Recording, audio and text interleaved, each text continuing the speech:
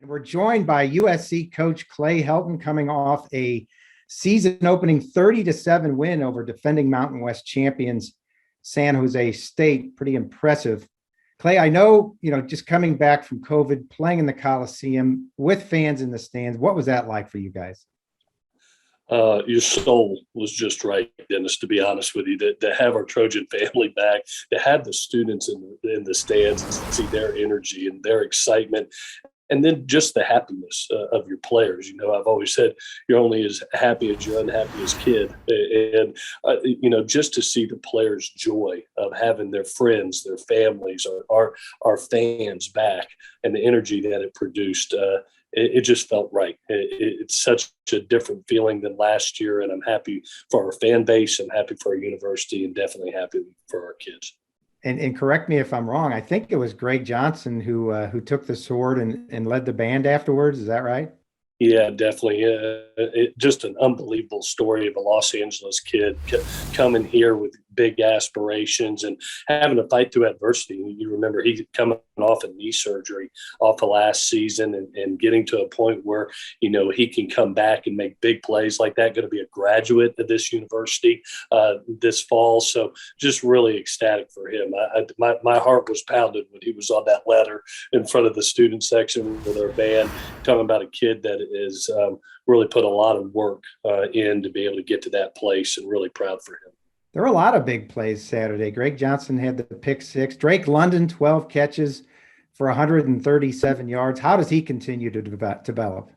Well, being put in a new position this year, that position has been held by Michael Pittman 2 years ago, Amon-Ra St. Brown last year.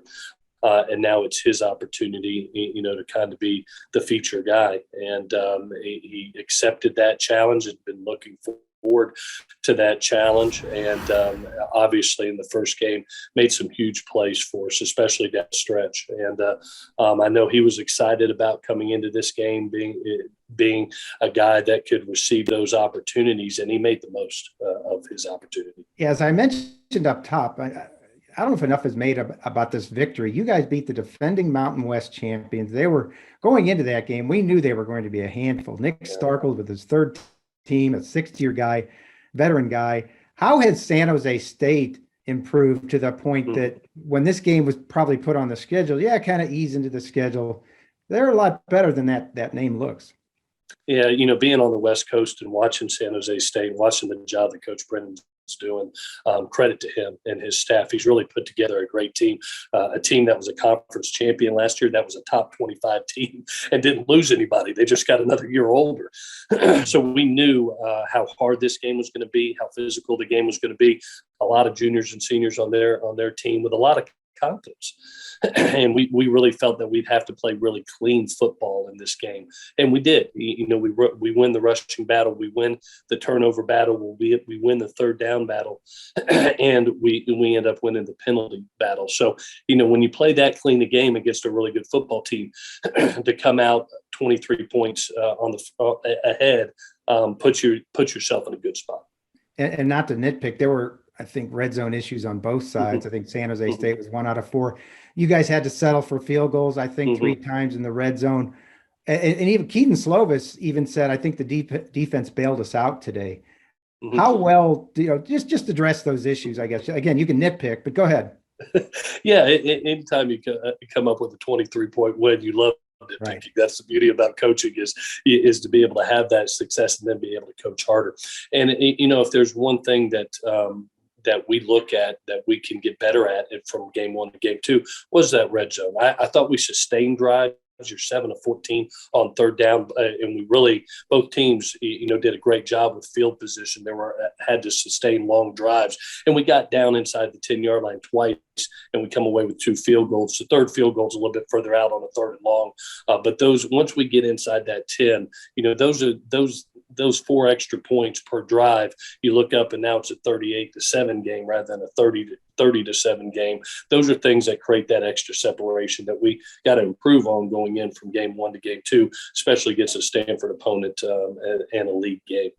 I think you had a really good story in the secondary. You had a freshman sub in there for one of your veterans, and I think led the team with 8 tackles. I wonder if you talk about him.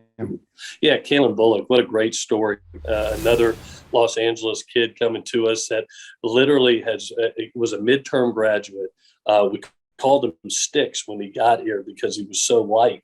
He's put on 23 pounds of muscle over the last 7 months and really played a physical game and didn't play like a freshman. Showed great poise.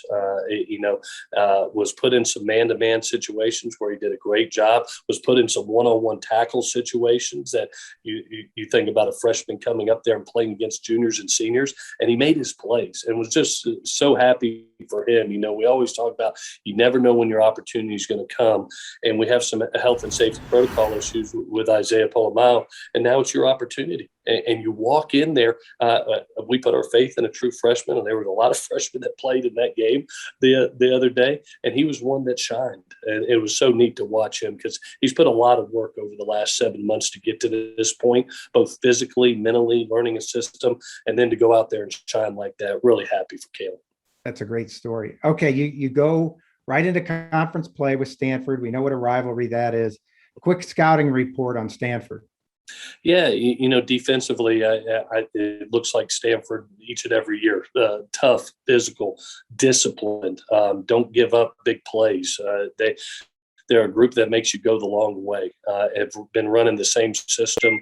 It seems like for the last 20 years, and at least in my whole time here, it's been the same. And so the kids get really good at it. They're really disciplined within it, and they play extremely hard. But he's done a great job of recruiting and getting some skilled athletes, and you see him spread the field and mixing that in. So that makes them even harder offensively in my mind. You really have to be personnel based, know exactly who's on the field, what they can do, because they have a variety of weapons for those quarterbacks, and hopefully we can have success that Kansas State did. I thought Kansas State really brought a good game plan together against them and held a good offense. I think an offense that's ready to burst out a little bit to 7 points. And I would be remiss if I didn't mention one Tyson Helton winning his season opener against Tennessee Martin and going against Army. Nice little sweep for the Helton family in the season openers there. Yeah, I was a proud big brother. I'll be honest with you.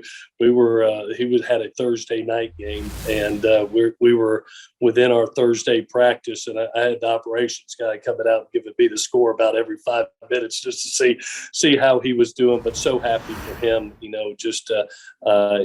garnered a new offensive coordinator, kind of a new system, very similar to ours, and to go out there and score 59 in your first game, really, really happy for them. So both Heltons were 1-0 on the week. We'll take that each and every week we could get it. Great start. Clay Helton, thanks, and good luck this week against Stanford. Thanks, Dennis. Really appreciate you.